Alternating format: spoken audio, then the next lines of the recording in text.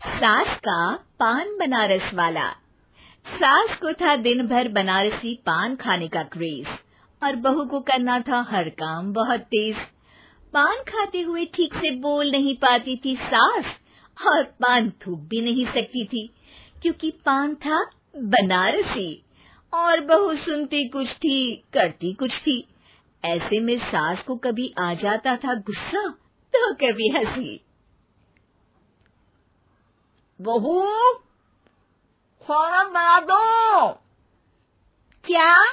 गाना बना दूं? जी, अभी बनाकर लाई। अरे खाना, एक काम कर, दूध सपा ले। कौन सा? धूम मचा ली? अरे दूध सपा ले, दूध सपा ले, दूध। वही तो, धूम मचा ले, धूम मचा ले, धूम। अभी गाती हूँ सासू माँ। धूम मचा ले, धूम मचा ले, धूम धूम। सास परेशान होकर अपना सर पकड़ लेती है और बहू की हरकत देखकर वो बहू से कुछ नहीं कहती है। एक दिन घर में आते हैं एक मेहमान। सास उस वक्त भी चबा रही होती है अपना पान। और बताइए, कैसे हैं? क्या कह रही हैं आप? अरे पूछ रही हैं पैसे हैं?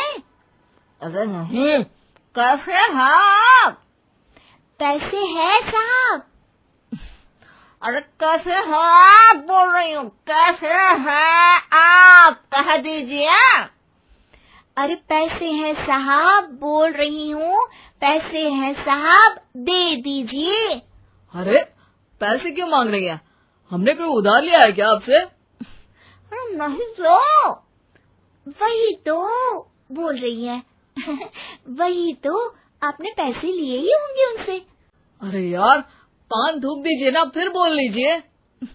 थूक लूंगी, रुको छोड़ो। क्या? ठीक से बोलिए ना। थूक लूंगी, रुको छोड़ो। कह रही हैं ठोक दूंगी, रुको थोड़ा। अरे हम मेहमान हैं आपके यहाँ, नाश्ता पानी की बात करने की जगह मारपीट की बात कर रही हैं आप। अरे नाश्ता तो कर लो। है क्या? बोल रही हैं रास्ता पकड़ लो। गजब बेइज्जती है यार, दोनों सास बहू मिलकर डरा धमका रही हैं। अरे रुको सही, आंसू करके आई, पान निकालूंगी, रुको। क्या क्या कहना चाहती हो? अरे रुको भी, आंसू करके आई, पान निकालूंगी, रुको। बस इतना कहकर सास चली जाती है थूकने पान, लेकिन बहू से सास की बात का मतलब पूछ लेते हैं मेहमान। अब ये क्या बोल कर गई हैं? सुना नहीं? बोल रही थी रुको अभी चाकू धार के लाई, जान निकाल लूंगी, रुको। बस बहू की बात सुन के भाग जाते हैं गेस्ट और सास का पान थूकना भी चला जाता है वेस्ट। अरे मेहमान किधर गए? भाग गए। आपने कहा था ना चाकू जान निकाल लेंगी। अरे बोला था आथू, चाकू नहीं, और पान निकाल लूंगी, जान नहीं। अरे तू मेरी गजल का रीमिक्स बनाएगी तो लोग कुछ का कुछ तो समझेंगे ही। अरे क्यों बोलती है बीच में? आपकी बात किसी को समझ में नहीं आती इसलिए। अरे तो पान रहता है ना जुबान पे। अरे खाई के पान बनारस वाला, लग जाता है आपकी जुबान पर ताला। माँ जी 1000 बार समझाया है, पान खाते वक्त चुप रहा करिए, बात का बतंगड़ बन जाता है। अरे पान पहले मेहमान बाद में। अरे इतना रसीला पान कैसे थूक दूं, वो भी मेहमान के लिए। किसी दिन ना ये पान के चक्कर में बड़ी मुसीबत में फंस जाओगी आप। लेकिन सास ने नहीं मानी बहू की बात और पकड़े रखा बनारसी पान का साथ। घर में घटती रहती एक जैसी घटना, सास बोलती दिल्ली पर बहू सुनती पटना। एक बार मोहल्ले में बन रही थी पक्की सड़क, जिसके उद्घाटन में आने वाले थे विधायक।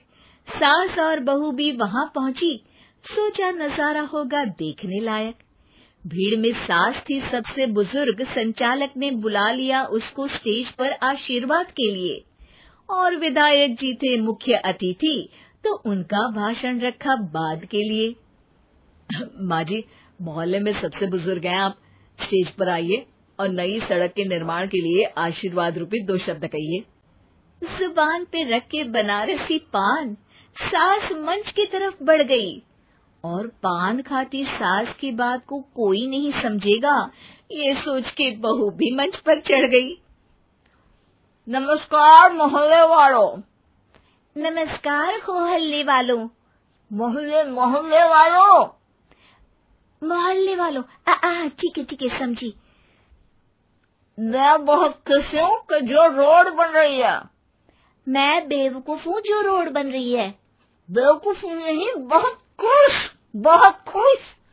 ओह, बेवकूफ नहीं, बहुत बेवकूफ। आम आदमी का विकास होगा। आम आदमी का विनाश होगा। विनाश नहीं, विकास, विकास। विनाश नहीं, विकास होगा। सॉरी सासू माँ। विधायक जी बहुत ही बढ़िया आदमी है। विधायक जी नॉटी नॉटी बढ़िया आदमी है। अरे सासू माँ, ये क्या बोल रही हो? पहले तो सास बहू की बात सबको हंसाती है, पर बात तब बिगड़ती है जब विधायक जी पर आती है। ये क्या बोल रही हैं दोनों मेरे बारे में? विधायक जी कभी मोहल्ले की सुंदर कांड करवाते हैं। विधायक जी कभी मोहल्ले के अंदर कांड करवाते हैं। अरे नहीं बहू, ठीक से सुन। सॉरी माँ जी। विधायक जी बहुत विकास करते हैं। विधायक जी बहुत बकवास करते हैं। अरे यार बहू, मेरा मतलब विधायक जी सबके अच्छे के बारे में सोचते हैं। विधायक जी सबके कच्चे के बारे में सोचते हैं। माँ जी, ये क्या बोल रही हैं आप? अरे ये क्या घनघोर बेइज्जती है मेरी, कोई रोको इनको। नेताजी का गुस्सा देखकर सास हो जाती है परेशान। बहू को डांटने के लिए स्टेज पर ही थूक देती है पान। पान के पिचकारी की धार में होता है उछाल। सामने बैठे नेता का कुर्ता हो जाता है छींटों से लाल। विधायक जी मुझे माफ करो, अब मैं पान नहीं खाऊंगी। सासू माँ मुझे भी माफ करो, अब मैं आपकी बात में टांग नहीं अड़ाऊंगी। अरे आप दोनों मुझे माफ करो, आपका मोहल्ला मुझे माफ करे, भगवान मुझे माफ करे जो मुझसे यहाँ आने का पाप हुआ। भीड़ जोर जोर से ठहाके मारती है। सास अपनी बहू पे गुस्सा उतारती है।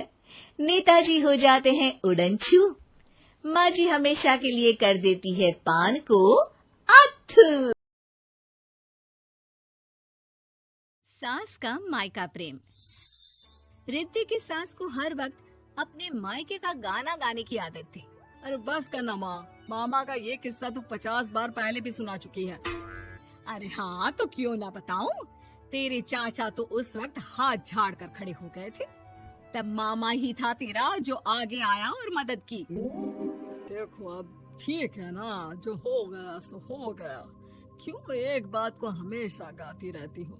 अब तो बहू घर आ गई है, उसे तो सबको मान कर चलना है ना, कि सिर्फ सास का मायका ही समझेगी वो। तभी वहाँ रिद्धि आ जाती है। माँ, आज मैं घर जा सकती हूँ? माँ को मेरी बहुत याद आ रही है। शादी के बाद एक बार भी नहीं गई। हाँ तो कौन जाता है?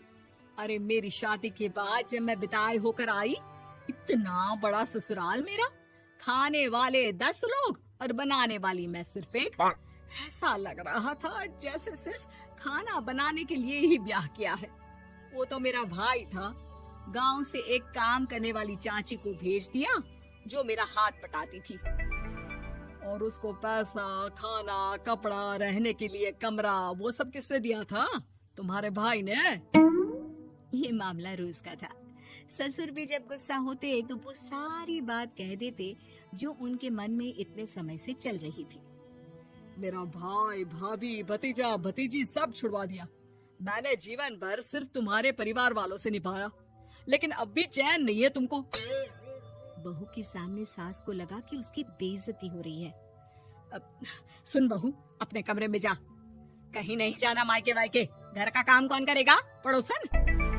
बहू समझ जाती है मामला गर्म चल रहा है। कमरे में जाने में ही भलाई है। कमरे में क्या है? तुम्हारी माँ हर वक्त चिक चिक चिक चिक करती रहती है। कल ताई मिली थी तुम्हारी मुझे, लेकिन मजाल है सासू माँ की उन्होंने एक बुराई की हो, लेकिन सासू माँ हाँ, जब देखो तब ससुराल के लोगों की बुराई करती रहती है। बेचारे पापा जी कितना मिस करते हैं अपने घर वालों को। मेरा तो बड़ा मन करता है कि ताऊ जी, चाचा जी और सब मिलकर रहे, ना साथ रहे लेकिन आना जाना तो ठीक से रखे। हिंदुस्तान और पाकिस्तान एक हो सकता है, लेकिन चाचा और ताऊ के परिवार के साथ हम लोगों का मिलन ना जी ना कभी नहीं हो सकता। ये बात है। देखिए मेरे साथ ना ज्यादा चैलेंज मत करिएगा, ऐसा कोई काम नहीं है जो मैं नहीं कर सकती। ससुर जी जो कि बहू की बात सुन रहे थे सामने आ जाते हैं। अरे बेटा, तू ये कर सकती है तो प्लीज मेरा परिवार किसी तरह मुझसे मिलवा दे।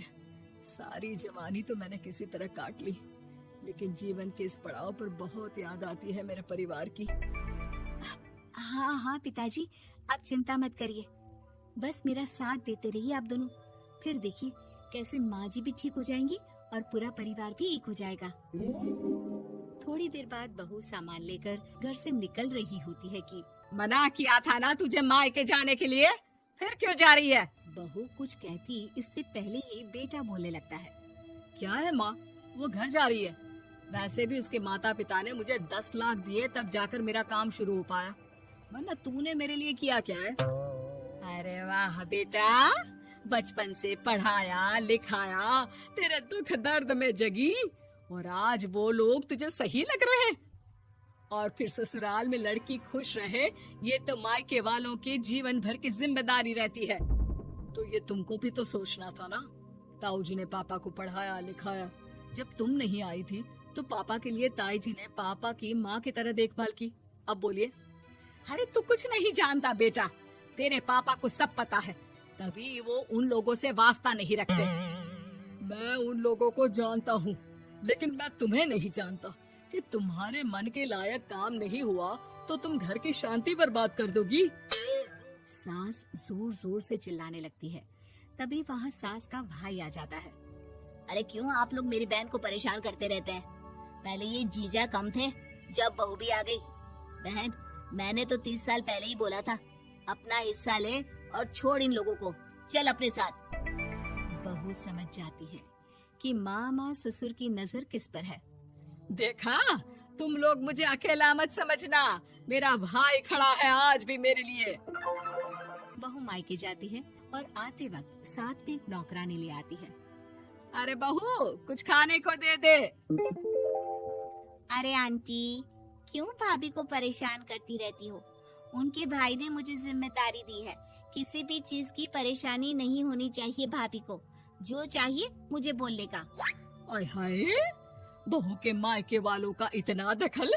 ये मेरा घर है, कोई कल का आए इसे पूरा कैप्चर कर ले, ये बर्दाश्त नहीं होगा मुझसे। क्या हो गया सासू माँ, क्यों सुबह सुबह चिल्ला रही हैं? चमेली, ओ चमेली, क्या कहा था मेरे भाई ने तुझे? अरे दीदी बहुत तेज है आपकी सासू माँ, मैंने तो बोला कुछ चाहिए तो मांग लो मुझसे। अरे निकल यहाँ से, घर को रेलवे स्टेशन बना रखा है, जो देखो वो घुमा जा रहा है यहाँ से वहाँ। ये कहीं नहीं जाएगी, ये जाएगी तो घर का काम कौन करेगा? मैं। हाँ, और क्या करती है बहुएं? घर का काम ही तो करती है, इसमें नया क्या है? तभी वहाँ ससुर जी आ जाते हैं। हाँ, तो यही बात तो तुम्हें भी समझनी चाहिए थी ना। आज बहू के मायके से नौकर आ गया तो तुम्हें बुरा लग रहा है? अरे तो उस वक्त गर्मा गर्म खाना तो सबने खाया ना। ऐसा तो नहीं है कि मेरे मायके का नौकर था तो सिर्फ मेरे लिए बनाता था। अरे निकालो इसे फिलहाल, बाद में बात करती हूँ। सास का गुस्सा जोर से नौकरानी पर फूटता है। तभी वहाँ बेटा सामान के साथ आकर खड़ा हो जाता है। चलो रिद्धि, तुम ठीक बोलती हो, मेरी माँ को तो हम लोगों की कोई फिक्र है ही नहीं, ये तो सारा दिन सिर्फ अपने बारे में सोचती है। और देखिए, मैं अब से कह रही हूँ कि अब से इस घर की तरफ आपको देखना भी नहीं है। नहीं आना आज के बाद इन लोगों से मिलने। हाँ हाँ, बस कभी कभी दिन में 2 बार मिलने आ जाओ। नहीं, बिल्कुल नहीं। ससुर झूठा नाटक करते हुए। मेरी बीवी ने मुझे मेरे ही परिवार से दूर कर दिया, आज बहू मेरा इकलौता बेटा दूर कर रही है। हाय, कैसे जीऊंगा मैं। वाह, वो भाई जो आपको बेटे की तरह मानता था, उन्हें छोड़ने में तो दुख नहीं हुआ। आज खुद का बेटा छोड़कर जा रहा है तो कैसे जीऊंगा। बड़े आए। अब सास समझ चुकी थी कि उससे गलती क्या हुई है। मुझे माफ कर दे बहू। अब मेरी समझ में आ गया कि अपनों से दूर कर बीवियां पति का भला नहीं बल्कि उन्हें जीवन में अकेला कर रही है। मुझे माफ कर दे, मैं अब सबसे माफी मांग लूंगी। ससुर जी दूर से बहू को थम्स अप दिखाते हैं।